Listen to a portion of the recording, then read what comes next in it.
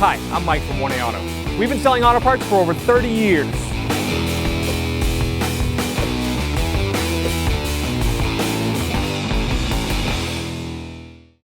What's up guys? Here we have a 2003 Chevy Impala. We're going to be doing some videos today. If you need parts for your vehicle, check out 1aauto.com. All right, to check the coolant level, when you check it regularly, you're going to check it at the reservoir. The reservoir cap is right here.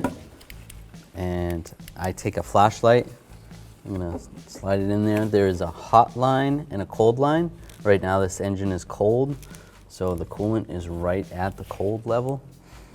You would adjust accordingly and then push the cap back on. Thanks for watching. Visit us at 1aauto.com for quality auto parts, fast and free shipping, and the best customer service in the industry.